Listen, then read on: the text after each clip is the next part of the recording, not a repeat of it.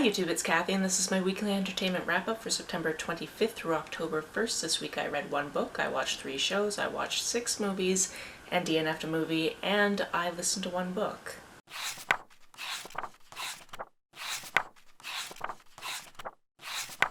This background doesn't exactly have the most personality, but that's because we just checked into our Airbnb here in Yellowknife. This morning we left Fort Smith. I did not have time to film before we left this morning, so it'll be interesting to see when this video goes up. Hopefully it will be captioned by tomorrow morning. That would be great. Also, I just have to say it, this is my 300th consecutive weekly wrap-up, which just seems amazing. I just need to put that out there because I think that's pretty amazing. I've never skipped a week, I've never missed a week, I've never had a week where I didn't have something I read, watched, and listened to. The book I read this week is The Heartbreak Bakery by A.R. Capetta. This is just so cozy and wonderful. The main character of this book is Sid. They don't know what their pronouns are, but I'm going to go with they just so I have a pronoun to use. They live in Texas, they are agender, and they work at a bakery, and that's something they've always wanted to do. They've always been a baker. Near the beginning of this book, they have this huge fight with their girlfriend, and then they realize that they've been baking their emotions into what they make at the bakery, which means that the people that eat the brownies they made that day start breaking up, which is not good because their bosses, who are a married couple, ate the brownies, and if they break up, what happens to the bakery? Sid then goes on this adventure with the help of a co-worker who is also very cute to try to fix this mistake. This was cozy and wonderful and lovely, and I just want to try a bunch of the recipes. There's also a lot of recipes in here that are not for actual food, they're for situations, and I really loved having that incorporated into the format of this book. I knew I was going to love this, and I loved this. There's not much more to say about it besides that. One of the shows I watched this week, I'm still about a week behind of RuPaul's Secret Celebrity Drag Race, so I watched the episode where they did the Snatch game, and then they also did Yes Gaga for the prompt for the lip sync that week. That means that I haven't seen the finale yet, so please don't spoil it for me, but I was very sad with who went home this week because this was somebody I was really hoping would make it to the end. So yeah, the people that made it to the end better really bring it. I will eventually watch that episode. I just haven't been able to because obviously we're traveling right now, so I've been a little bit busy. I did, however, also watch the premiere of the 4th season of RuPaul's Drag Race UK, so it's always fun to have new queens. I never really have much to say at the beginning of the season because I'm just getting to know these queens. I don't necessarily even remember them because, again, it's been a week. I just sat in a car for 8 hours, and I watched this episode, I believe, on Monday, so I really don't remember all that much. I do remember a couple of looks. I remember somebody who was in the bottom but wasn't the person that went home, and I was kind of glad that they continued on because that's exciting for that person. And I'm looking forward to seeing what else happens in this season. Chad and I also watched the first 2 episodes of Lovecraft Country, which is super interesting. I haven't actually read any Lovecraft because I don't really want to support a racist author by reading his work. However, if you're any type of nerd, you probably have heard some of the things to do with Lovecraft, and Chad is a little bit more familiar with it as well. So having a mostly black cast in this world of Lovecraft is super interesting. There's this whole intriguing plot line behind somebody's dad has gone missing, so they're looking for him, and then they come across actual monsters and human monsters as well. Ooh, the sun is being dramatic. Cool. I have no idea if you can still see me. I don't have a viewfinder. We're just gonna keep going. It was kind of the perfect time to have dramatic lighting though, so there we are. Also, the guy that plays Fitz in Scandal shows up for the 2nd episode, so I was personally excited for that. Because I've never seen him in anything besides Scandal, so it was cool to see him again. On to the whole slew of movies we watched this week. This is not in order, but I will tell you about the movie we DNF'd. We got 45 minutes into this 2-hour, 45-minute movie. It is Blonde. We thought it was a biopic of Marilyn Monroe, but it turns out that it's some author's fan fiction about Marilyn Monroe that they turned into a very arty movie that has a lot of trigger warnings to do with it and just goes right in on different forms of trauma, sexual and child-based. So we turned it off after 45 minutes, especially because we were like, okay, so this isn't even accurate. Why are we watching it? A movie we really liked, however, is Lou. This, weirdly enough, has the woman from Lovecraft Country in it, as well as, oh my goodness, I can't think of her name right now.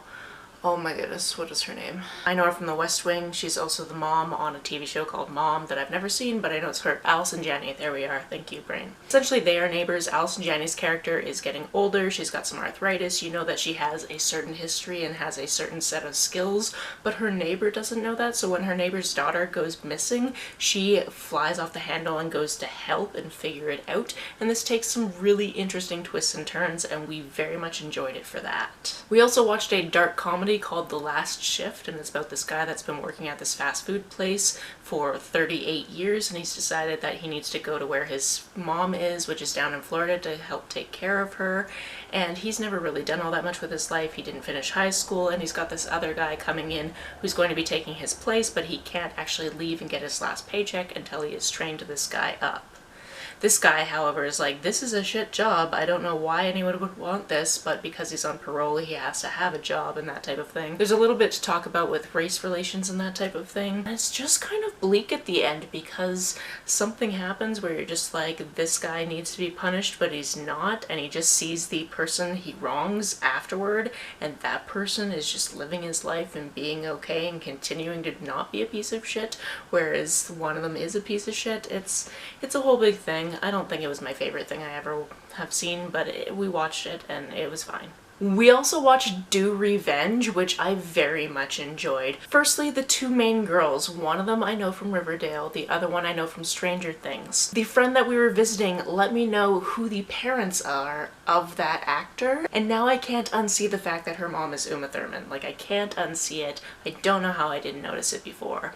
This movie, if you've never heard about it, is one of the girls, her boyfriend, leaks some things that he should not leak, but pretends that he was hacked so that he doesn't really have any repercussions because he is like the golden child. And then over the summer she meets somebody else who also has somebody from her past that did something horrible to her, and they decide to basically team up in Strangers on a Train, where they do the revenge for the opposite person, except for, again, this is very twisty, very turny, very reminiscent of 90s movies. There's lots of references in there as well, and I very much enjoy this. I highly recommend this movie. If you like the idea of revenge, if you want to laugh a lot, this is one to watch. At a sleepover with Chad's cousin and Chad's second cousin, aka her daughter, we also watched Coraline, which was mostly fun because obviously I've seen it before and I think of it as this great movie, and it's creepy or whatever. But Chad's cousin doesn't really do horror, so this was very scary for her, and her daughter fell asleep, so it was a very cute circumstance.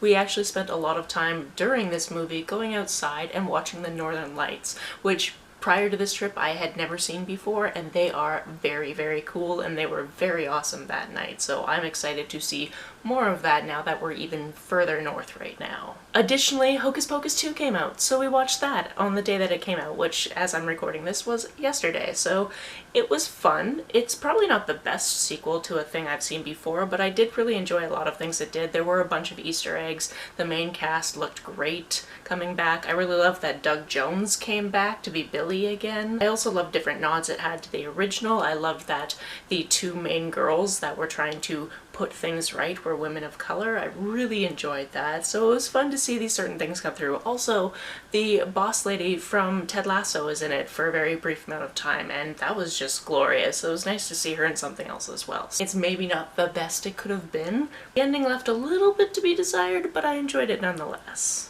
Finally, the last movie we watched this week is one called The Protege, and this is your classic action flick where there's this guy who's an assassin for hire, and then he meets this small child and basically adopts her, and then we see it years later where she is also an assassin for hire, and some things go down. It's Samuel L. Jackson, I don't know the name of the lead actress, and then also Michael Keaton. I was like, one of the guys that played Batman is how I remember who he is. So it was fine. It's an action flick. I enjoyed all the action flick moments of it. I also enjoyed a couple of the jump cuts because some of the circumstances in this movie are just a little bit ridiculous. And again, this one keeps you on your toes trying to figure out what the heck is going on. Finally, the book I listened to this week was I'm Glad My Mom Died. This is written by an author that I imagine a lot of people watch the TV shows that she was on. However, I had never heard of her before, and I think the only thing that she's ever been in that I've actually seen is an episode of Malcolm in in the middle where she plays the girl version of Dewey, so it's not as though I exactly knew who this was. However, I have watched a very extended review about how this is excellently written as a memoir, so I was like, perfect. I will go into it for that because I love a good memoir, and this did not disappoint. However, it does come with a lot of trigger warnings. We were talking about a woman who was a child actress and her mother was a narcissist and also abusive. So there's not only sexual abuse, there's also manipulation, there's also talks of various eating disorders, and then other things that happen as well. So please go into this with some caution if you do go into it. However, it is so excellently written. You can tell that she is actually meant to be a writer, and I just hope she's doing okay these days. It seems like she probably is. If you are interested in seeing the dark side of showbiz and what actually happens to child actors, definitely give this one a listen or read it. That's it for this week. If you've read, watched, or listened to any of these, let me know about it down in the comments below. On the way down to the comments, if you hit that subscribe button, that would be very nice of you. If you don't feel like leaving a comment but want to make sure that I know you were here, just leave me an emoji or a smiley face if you happen to be on your keyboard. Some people have asked if there's a way to financially support this channel, so I set up a Ko-fi account, which is a digital tipping service. The link for that, as always, is down below. Also, if you could share this, given it's the 300th in a row, and I feel that's kind of a big deal, that would be really nice of you, but if you don't have anybody to share it with, I totally understand. You can like and share this as you see fit, and I will see you very soon. Bye.